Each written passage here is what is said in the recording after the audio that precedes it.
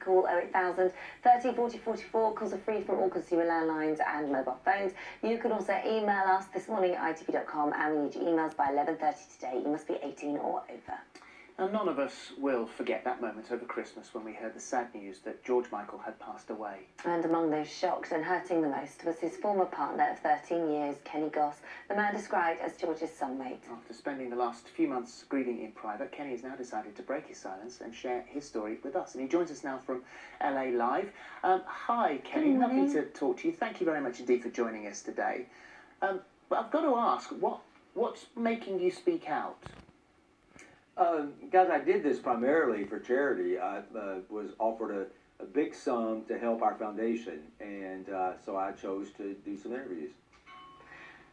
And let's talk about George in general. How did you guys meet? We met years ago. It would have been 20 years ago, maybe 21 years ago, at a very, very posh spa in Los Angeles. And what was life like with him? What sort of a guy was he to you?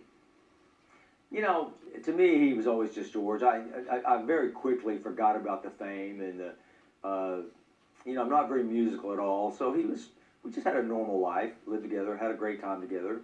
And how did he deal with that level of fame? Did he take it in his stride? How was he? I don't think he liked being famous at all, especially after I met him. Maybe when he was younger, it was very difficult. You know, people following him around. The way you paint a picture of life at home is really very sort of normal and ordinary, and getting up and he'd have a bowl of Cocoa Pops and a cup of tea, and then you'd go out and have a look at the garden. I mean, was it as normal and ordinary as that? Yeah, I mean, every morning we'd spend a couple of hours. George was one of the brightest people I've ever met. We'd spend a couple of hours talking about his thoughts on politics, what's going on in the world. Sometimes I would think, how do you know all this stuff? I never see you reading about it or watching the television about it. But he was so well versed on international affairs. Well, we knew he watched This Morning all the time. Yeah. So you know that's where he sure did. And I remember you guys so well. Right when I looked at the television, I'm like, holy shit, we used to watch you guys all the time. Especially you, Philip. Yeah. Philip that's now going to say sorry about that. The thing that because he kept his private life very private, and certainly did, and had every right to do that. It was the incident in Beverly Hills in 1998 and that arrest, which you know sort of obviously everybody knows about. That brought his sexuality to the public's attention. You say it was a pretty crazy thing to do. Do you think he was, in a way, wanting to get caught, liked the danger? No, you know, he said that in several interviews that he could have picked a much better way of coming out. He did it that way, and that's how he did it.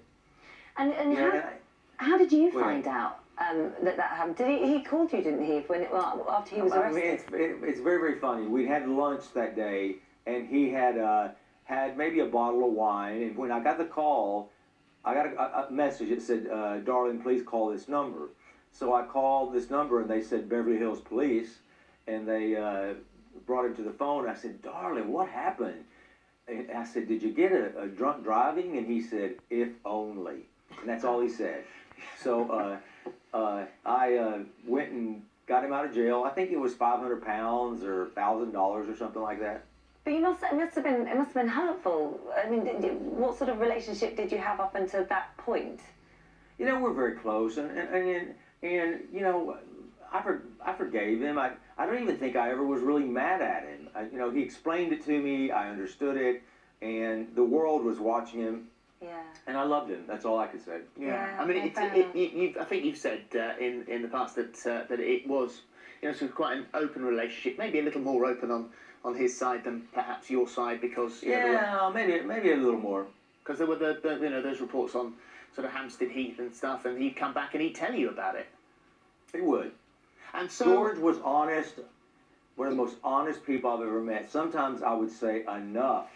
You know, it's literally. I mean, he kept nothing from me, and and I admire him for that. And the other aspect, and we've got obviously we've got to tick these little boxes, Kenny. Seeing as we've got you here, obviously, I want to talk about Right. the foundation in just a moment. Okay. But was he honest with you about the various troubles that he'd had over the years with drugs? He probably wasn't as honest as, because he knew how I felt about it, and I would say that was probably the only area that he wasn't really honest with me about. Because we both had our own issues. Yeah. We both worried a lot about each other.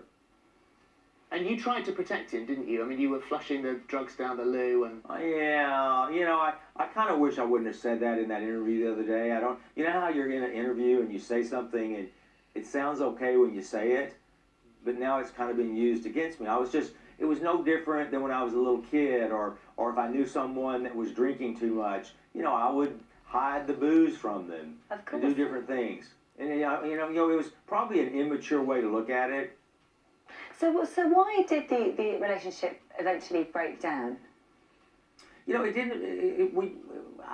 People always ask me that, and I really don't know the answer. There was no big breakup.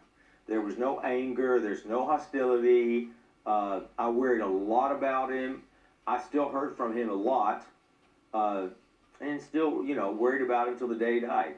Yeah. one of the great legacies of your relationship and of George's as well is the Goss Michael Foundation. I think you're up to, is it 9.2 million you've raised so That's far? fantastic. Well, that's just for one cause. That's for the MTV Staying Alive Foundation. We also raise money for lots of other charities. Primarily, we use our foundation to raise money for other charities. So we collect money or help charities raise money.